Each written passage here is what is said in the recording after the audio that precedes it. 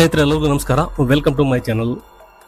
ಸ್ನೇಹಿತರೆ, ಬಹುನಿರೀಕ್ಷಿತ ಹಾಗೂ ಸಾಕಷ್ಟು ವರ್ಷಗಳಿಂದ ನೆನಗುದಿಗೆ ಬೀಳುತ್ತಲೇ ಬರ್ತಾ ಇದ್ದ ಭಾರತ ಮತ್ತು ಯುಕೆ ನಡುವಿನ ವ್ಯಾಪಾರ ಒಪ್ಪಂದಕ್ಕೆ ಅಂತೂ ಸಹಿ ಬಿದ್ದಿದೆ. ಈ ಒಪ್ಪಂದ ಬ್ರಿಟನ್ ನಲ್ಲಿ ಉದ್ಯೋಗಾವಕಾಶಗಳನ್ನು ಕೂಡ ಹೆಚ್ಚು ಮಾಡುತ್ತೆ, ಅಲ್ಲಿನ ಬೆಲೆ ಏರಿಕೆಯನ್ನ ಕಡಿಮೆ ಮಾಡುವುದರ ಜೊತೆಗೆ ಒಂದಿಷ್ಟು ಆರ್ಥಿಕ ಲಾಭವನ್ನು ಕೂಡ ತಂದುಕೊಡುತ್ತೆ.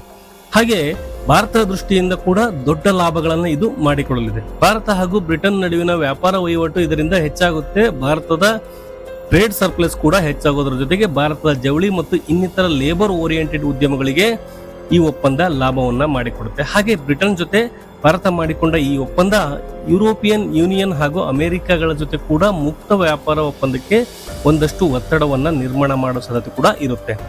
ಹಾಗಾದ್ರೆ ಏನಿದು ಭಾರತ ಮತ್ತು ಯುಕೆ ನಡುವಿನ ಫ್ರೀ ಟ್ರೇಡ್ ಅಗ್ರಿಮೆಂಟ್? ಬನ್ನಿ ನೋಡೋಣ ಡೀಟೇಲ್ ಆಗಿ ಈ ವಿಡಿಯೋದಲ್ಲಿ. ಭಾರತ ಮತ್ತು ಯುಕೆ ನಡುವಿನ ಐತಿಹಾಸಿಕ ಮುಕ್ತ ವ್ಯಾಪಾರ ಒಪ್ಪಂದಕ್ಕೆ ಅಂತೂ ಸಹಿ ಬಿದ್ದಿದೆ. ಹಾಗೆ ನೋಡಿದ್ರೆ ಈ ವ್ಯಾಪಾರ ಒಪ್ಪಂದ ಮಾತುಕತೆಗಳು ಶುರುವಾಗಿದ್ದು 2022 ಜನವರಿಯಲ್ಲಿ. ಅವತ್ತಿಗೆ ಬೋರಿಸ್ ಜಾನ್ಸನ್ ಬ್ರಿಟನ್ ಪ್ರಧಾನಿಯಾಗಿದ್ರು. ಬ್ರಿಟನ್ ಯುರೋಪ್ ಯೂನಿಯನ್ ನಿಂದ ಹೊರಬಂದು 2 ವರ್ಷಗಳು ಕಳೆದಿದ್ವು. ಹಾಗೆ ಬ್ರಿಕೆಟ್ಸ್ ಆದ ನಂತರ ಬ್ರಿಟನ್ ಆರ್ಥಿಕ ಸಮಸ್ಯೆಗಳಿಗೆ ಈಡಾಗ್ತಾ ಹೋಗ್ತಾ ಇತ್ತು, ಬೆಲೆ ಏರಿಕೆಗಳಿಂದ ನರಳ್ತಾ ಇತ್ತು. ಅದೇ ಸಮಯದಲ್ಲಿ ಭಾರತ ಜೊತೆ ಮುಕ್ತ ವ್ಯಾಪಾರ ಒಪ್ಪಂದದ ಮಾತುಕತೆಗಳು ಶುರುವಾದವು. ಆದ್ರೆ ಆ ಮಾತುಕತೆಗಳು ನಡೀತಲೇ ಹೋದವು, ತಕ್ಷಣ ಒಂದು ನಿರ್ಧಾರಕ್ಕೆ ಬರುವುದಕ್ಕೆ ಸಾಧ್ಯ ಆಗಲಿಲ್ಲ. ಅವತ್ತಿಗೆ ಬ್ರಿಟನ್ ರಾಜಕೀಯ ಪರಿಸ್ಥಿತಿ ಕೂಡ ಚಿಂತಾಜನಕವಾಗಿತ್ತು. ಪ್ರಧಾನಿಯ ಕುರ್ಚಿ ಅಲ್ಲಾಡ್ತಾ ಬೋರಿಸ್ ಬದಲಾದ್ರು, ಹಾಗೆ ಲಿಸ್ ಟ್ರಸ್ ಕೂಡ ಪ್ರಧಾನಿಯಾದ್ರು. ಆಕೆ ಎರಡು ತಿಂಗಳ ಅಧಿಕಾರಾವಧಿಯಲ್ಲಿ ಮುಂದುವರಿಯೋದಕ್ಕೆ ಸಾಧ್ಯ ಆಗಲಿಲ್ಲ. ಅನಂತರ ಭಾರತದ ಮೂಲದ ರಿಷಿ ಸುನಕ್ ಪ್ರಧಾನಿಯಾದ್ರು. ಸುನಕ್ ಅವಧಿಯಲ್ಲಿ ಬ್ರಿಟನ್ ಹಾಗೂ ಭಾರತದ ನಡುವಿನ ಒಂದು ಮುಕ್ತ ವ್ಯಾಪಾರ ಒಪ್ಪಂದ ಆಗಿರಬಹುದು ಅನ್ನೋ ನಿರೀಕ್ಷೆಗಳು ಕೂಡ ಇದ್ವು. ಆದ್ರೆ ವಿದೇಶಗಳಲ್ಲಿ ನೆಲೆಸಿದ ಅಲ್ಲಿನ ರಾಜಕೀಯ ಹಾಗೂ ಇನ್ನಿತರ ಕ್ಷೇತ್ರದಲ್ಲಿ ಮಿಶ್ರ ಭಾರತೀಯ ಮೂಲದವರು ಇದ್ದಾರೆ ನೋಡಿ, ಅವರಿಂದ ಇವತ್ತಿನವರೆಗೂ ಭಾರತಕ್ಕೆ ಯಾವುದೇ ಲಾಭನೂ ಕೂಡ ಆಗಿಲ್ಲ. ಸುನಾಕ್ ಅವಧಿಯಲ್ಲೂ ಕೂಡ ಅದೇ ಆಯಿತು. ಈ ವ್ಯಾಪಾರ ಒಪ್ಪಂದ ಮಾತುಕತೆ ಹಂತವನ್ನ ದಾಟಿ ಮುಂದಕ್ಕೆ ಹೋಗಲಿಲ್ಲ. ಇಲ್ಲಿ ಬ್ರಿಟನ್ ಭಾರತದ ಮೇಲೆ ಹೇರ್ತಾ ಇದ್ದ ಒತ್ತಡಗಳು ಕೂಡ, ಅವರ ಕಂಡೀಷನ್ಗಳು, ಇವೆಲ್ಲ ಈ ಒಪ್ಪಂದ ಯಾವತ್ತಿಗೂ ಆಗೋದೇ ಇಲ್ವೇನೋ ಅನ್ನೋ ಭಾವನೆ ಕೂಡ ಕಾರಣ ಆಗಿತ್ತು. ಈಗ ಬ್ರಿಟನ್ ನಲ್ಲಿ ಸ್ವಲ್ಪ ಎಡಕ್ಕೆ ವಾಲಿದ ಸರ್ಕಾರ ಇದೆ. ಅಲ್ಲಿನ ಆರ್ಥಿಕ ಪರಿಸ್ಥಿತಿ ಇನ್ನೂ ಚೇತರಿಸಿಕೊಂಡಿಲ್ಲ. ಇಂಥ ಸಂದರ್ಭದಲ್ಲೇ ಭಾರತ ಜೊತೆಗಿನ ಡೀಲ್ಗೆ ಬ್ರಿಟನ್ ಓಕೆ ಮಾಡಿದೆ. 2022 ಆರಂಭಗೊಂಡ ಮಾತುಕತೆಗಳು 3 ವರ್ಷಗಳಲ್ಲಿ ಫಲಪ್ರದಗೊಂಡಿವೆ.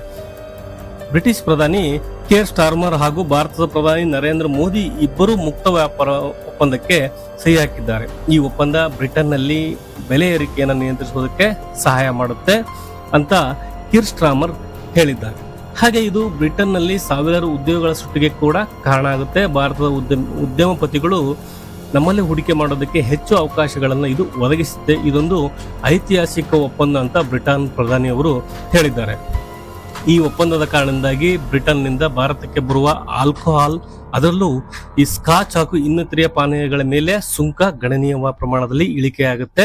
ಹೀಗಾಗಿ ಈ ಇಂಪೋರ್ಟೆಡ್ ಪಾನೀಯಗಳ ಮೇಲೆ ಭಾರತದಲ್ಲಿ ಕಡಿಮೆ ಆಗುವ ಸಾಧ್ಯತೆ ಕೂಡ ಇದೆ. ಅಲ್ಲಿಂದ ಭಾರತದ ಮಾರುಕಟ್ಟೆಗೆ ಎಲೆಕ್ಟ್ರಾನಿಕ್ ಕಾರುಗಳು ಬರ್ತವೆ, ಅದರ ಮೇಲಿನ ಸುಂಕ ಕೂಡ ಈ ಒಪ್ಪಂದದ ಕಾರಣದಿಂದ ದೊಡ್ಡ ಮಟ್ಟದಲ್ಲಿ ಕಡಿಮೆ ಆಗುವ ಸಾಧ್ಯತೆಗಳು ಇದೆ. ಭಾರತದ ಎಲೆಕ್ಟ್ರಾನಿಕ್ ಕಾರುಗಳ ಕ್ಷೇತ್ರದಲ್ಲಿ ಒಂದಷ್ಟು ಸ್ಪರ್ಧೆ ಉಂಟಾಗುವುದಕ್ಕೆ ಇದು ಕಾರಣ ಆಗಬಹುದು. ಹಾಗೆ ಅಲ್ಲಿನ ವೈದ್ಯಕೀಯ ಸಾಧನಗಳು, ಮೆಡಿಸಿನ್ ಕಂಪನಿಗಳು ಭಾರತದ ಮಾರುಕಟ್ಟೆಗೆ ಪ್ರವೇಶವನ್ನ ಪಡೆಯುತ್ತವೆ. ಆದ್ರೆ ಅದು ನಮ್ಮಲ್ಲಿ ದೊಡ್ಡ ಇಂಪ್ಯಾಕ್ಟ್ ಏನು ಉಂಟು ಮಾಡುವುದಿಲ್ಲ. ಯಾಕಂದ್ರೆ ಬ್ರಿಟನ್ ಔಷಧಿಗಳು ಭಾರತಕ್ಕೆ ಬರುವುದರಿಂದ ನಮ್ಮ ಜನರಿಕ್ ಮೆಡಿಸಿನ್ಗೆ ಯಾವುದೇ ತೊಂದರೆಯೂ ಕೂಡ ಇಲ್ಲ.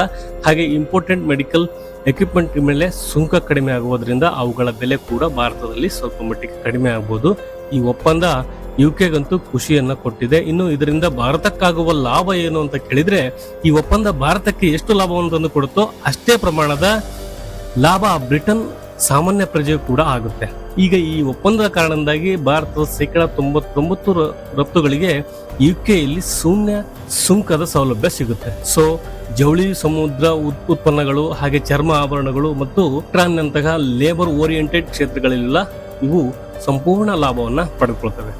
ಇದರಿಂದ ಏನಾಗುತ್ತೆ ಗೊತ್ತಾ, ಈಗ ಭಾರತದ ಟೆಕ್ಸ್ಟೈಲ್ ಇಂಡಸ್ಟ್ರಿಗೆ ಯುಕೆಯಲ್ಲಿ ಸುಂಕ ಇಲ್ಲ. ಅಂದ್ರೆ ನಮ್ಮ ಬಟ್ಟೆ ಅಲ್ಲಿನ ಮಾರುಕಟ್ಟೆಯಲ್ಲಿ ಅಗ್ಗಸ್ ಆಗುತ್ತೆ.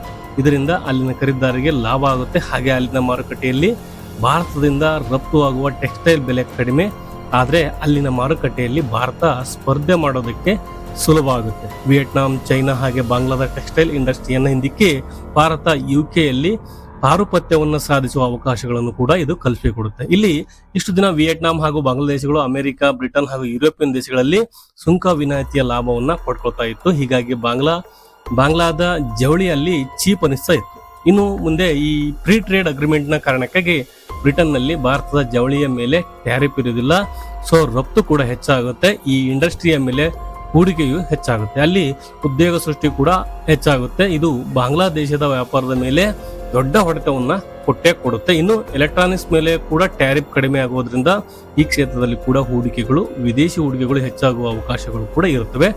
ಭಾರತದಲ್ಲಿ ಎಲೆಕ್ಟ್ರಾನಿಕ್ ತಯಾರಿ ಹೆಚ್ಚಾದಂತೆ ಉದ್ಯೋಗ ಸೃಷ್ಟಿ ಕೂಡ ಹೆಚ್ಚಾಗ್ತಾ ಹೋಗುತ್ತೆ. ಬಹುಶಃ ಇದನ್ನ ಗಮನದಲ್ಲಿಟ್ಟುಕೊಂಡೇ ಭಾರತ ಈ ಚೈನಾದ ಹೂಡಿಕೆಗಳಿಗೆ ಒಂದಷ್ಟರ ಮಟ್ಟಿಗೆ ಬಾಗಿಲು ತೆಗಿತಾ ಇದೆ. ಇಲ್ಲಿ ಚೈನಾದ ಕಂಪನಿಗಳನ್ನ ಮುಂದೆ ಟೆಕ್ನಾಲಜಿ ಟ್ರಾನ್ಸ್ಫರ್ ನೊಂದಿಗೆ ಒಂದಿಷ್ಟು ತಯಾರಿಕಾ ಘಟಕಗಳನ್ನ ಸ್ಥಾಪಿಸೋದಕ್ಕೆ ಅವಕಾಶಗಳನ್ನು ಕೂಡ ಕೊಡ್ತಾರೆ. ಅದು ಭಾರತದ ಎಲೆಕ್ಟ್ರಾನಿಕ್ಸ್ ಉದ್ಯಮಕ್ಕೆ ಕೂಡ ಸಾಕಷ್ಟು ಲಾಭವನ್ನ ಮಾಡಿಕೊಡ್ಬಹುದು.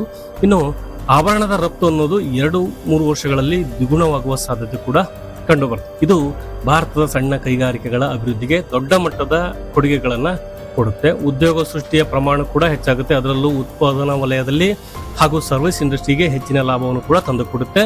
ಇನ್ನು ಭಾರತೀಯ ಐಟಿ ಪ್ರೊಫೆಷನಲ್ ಹಾಗೂ ಆರೋಗ್ಯ ಮತ್ತು ಇನ್ನಿತರ ಸೇವಾ ಕ್ಷೇತ್ರಗಳ ವೃತ್ತಿಪರರಿಗೆ ಕೂಡ ಯುಕೆಯಲ್ಲಿ ಉದ್ಯೋಗ ಅವಕಾಶಗಳು ಕೂಡ ಹೆಚ್ಚಾಗ್ತವೆ.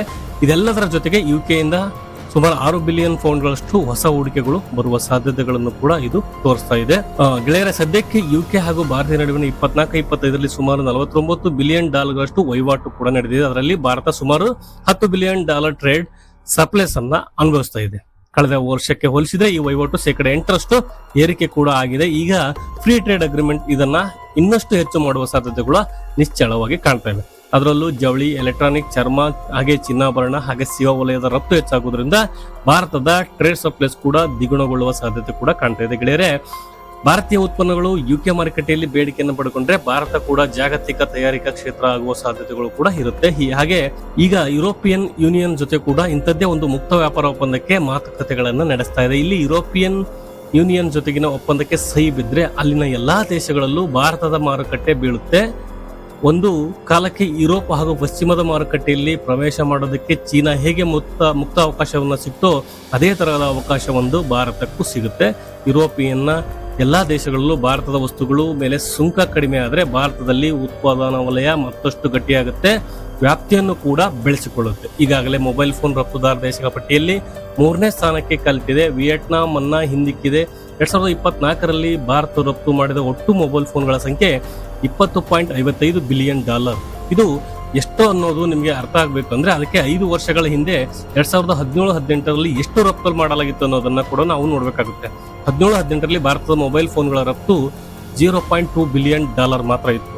ಅದು ಈಗ $20.5 ಬಿಲಿಯನ್ ಗೆ ಏರಿಕೆ ಆಗಿದೆ. ಹಾಗೆ 1.77 ಮಿಲಿಯನ್ ಅಂದ್ರೆ 17 ಲಕ್ಷ ಉದ್ಯೋಗ ಸೃಷ್ಟಿಯನ್ನ ಕೂಡ ಈ ಉದ್ಯಮ ಮಾಡಿದೆ. ಭಾರತದಲ್ಲಿ ಸೆಲ್ ಫೋನ್ಗಳನ್ನ ಬರೀ ಅಸೆಂಬಲ್ ಮಾಡ್ತಾರೆ. ಅದರ ಚೀನಾದಿಂದ, ವಿಯೆಟ್ನಾಂ ಹಾಗೆ ಹ್ಯಾಂಗ್ಕಾಂಗ್ ನಿಂದ, ತೈವಾನ್ ನಿಂದ ಬರುತ್ತೆ ಅನ್ನೋ ರಾಹುಲ್ ಗಾಂಧಿ ಅವರ ಆರೋಪ ನಿಜಾನೇ ಆದ್ರೆ ಕಳೆದ 5 ವರ್ಷಗಳಲ್ಲಿ ಈ ಅಸೆಂಬಲ್ಗೆ ಏನನ್ನಾದ್ರೂ ಹೆಚ್ಚು ಮಾಡಿಕೊಳ್ಳಕ್ಕೆ ಸಾಧ್ಯ ಆಗಿದೆ. ಹಾಗಲ್ಲದೆ ಇಡೀ ಫೋನ್ ನ ಚೈನಾದಲ್ಲೇ ಅಸೆಂಬಲ್ ಮಾಡಿಸಿ ಇಲ್ಲಿಗೆ ತಂದು ಮಾರಾಟ ಮಾಡ್ತಿದ್ರೆ ಆ 1.7 ಮಿಲಿಯನ್ ಉದ್ಯೋಗಗಳು ಕೂಡ ಚೀನಿಯರ ಪಾಲಾಗ್ತಾ ಇದ್ವು. ಈಗ ಒಂದು ಹೆಜ್ಜೆ ಮುಂದಕ್ಕೆ ಇಡಲಾಗಿದೆ. ಮುಂದೆ ಸಂಪೂರ್ಣವಾಗಿ ತಯಾರಿ ಇಲ್ಲೇ ಆಗುವ ಹಾಗೆ ನೋಡಿಕೊಂಡ್ರೆ ಇನ್ನಷ್ಟು ಉದ್ಯೋಗಗಳು ಕೂಡ ಸೃಷ್ಟಿಯಾಗುತ್ತೆ. ಇನ್ನು ಮುಂದೆ ಅದು ಕೂಡ ಆಗೋದಕ್ಕೆ ಈ ಒಪ್ಪಂದ ಸಹಾಯ ಮಾಡುತ್ತೆ. ಈಗ ಯುಕೆ ಜೊತೆಗಿನ ಒಪ್ಪಂದ ಯುರೋಪ್ ಯೂನಿಯನ್ ಜೊತೆಗೆ ಮಾತುಕತೆಗಳನ್ನ ಇನ್ನಷ್ಟು ಸುಲಭವಾಗಿ ಸಲೀಸಾಗಿ ಆಗೋ ರೀತಿ ಮಾಡಿದೆ. ಜೊತೆಗೆ ಅಮೆರಿಕ ಕೂಡ ಬೇಗ ಭಾರತದ ಜೊತೆ ಮುಕ್ತ ವ್ಯಾಪಾರ ಒಪ್ಪಂದಕ್ಕೆ ಮಾಡಿಕೊಳ್ಳೋದಕ್ಕೆ ಇದು ಪ್ರೇರಣೆಯನ್ನು ಕೂಡ ಕೊಡಬಹುದು. ಒಂದಿಷ್ಟು ಒತ್ತಡಗಳು ಕೂಡ ಹೆಚ್ಚು ಮಾಡುತ್ತೆ. ಇನ್ನು ಬ್ರಿಟನ್ಗೆ ದೊರೆ ಕಿಂಗ್ ಚಾರ್ಲ್ಸ್ ಅವರ ಭೇಟಿಯೊಂದಿಗೆ ಭಾರತದ ಪ್ರಧಾನಿ ನರೇಂದ್ರ ಮೋದಿ ಅವರು ಯುಕೆ ಭೇಟಿ ಮುಕ್ತಾಯಗೊಂಡಿದೆ. ಅಲ್ಲಿಂದ ಮೋದಿ ಮಾಲ್ಡೀವ್ಸ್ಗೆ ಬಂದಿದ್ದಾರೆ. ಅಲ್ಲಿ ಇಂಡಿಯಾ ಔಟ್ ಅಂತ ಕೂಗುತ್ತಲೇ ಅಧಿಕಾರಕ್ಕೆ ಬಂದ ಅಧ್ಯಕ್ಷ ಮುಯಿಸು ಈಗ ಮಾಲ್ಡೀವ್ ಸ್ವಾತಂತ್ರ್ಯ ದಿನಾಚರಣೆಗೆ ಭಾರತದ ಪ್ರಧಾನಿಯನ್ನ ಆಹ್ವಾನಿಸಿದ್ದಾರೆ. ಭಾರತದ ಪ್ರಧಾನಿ ಕೂಡ ಅಲ್ಲಿಗೆ ಹೋಗಿದ್ದಾರೆ. ಅದು ಭಾರತದ ಸುತ್ತಮುತ್ತಲಿನ ದೇಶಗಳಿಗೆ ಭಾರತದ ಮಹತ್ವ ಏನು ಅನ್ನೋದನ್ನು ಕೂಡ ಅರ್ಥ ಮಾಡಿಸ್ತಾ ಇದೆ. ಗೆಳೆಯರೇ, ಬ್ರಿಟನ್ ಹಾಗೂ ಜೊತೆಗಿನ ಭಾರತ ಮುಕ್ತ ವ್ಯಾಪಾರ ಒಪ್ಪಂದ ಹಾಗೂ ಅದರ ಲಾಭಗಳಿಗೆ ಸಂಬಂಧಪಟ್ಟ ಒಂದಿಷ್ಟು ಮಾಹಿತಿ ಮುಂದಿನ ಸಂಚಿಕೆಯಲ್ಲಿ ಮತ್ತಷ್ಟು ವಿಶೇಷಗಳ ಜೊತೆ ಮತ್ತೆ ಭೇಟಿಯಾಗೋಣ. ಅಲ್ಲಿವರೆಗೂ ಜೈ ಹಿಂದ್, ಜೈ ಕರ್ನಾಟಕ.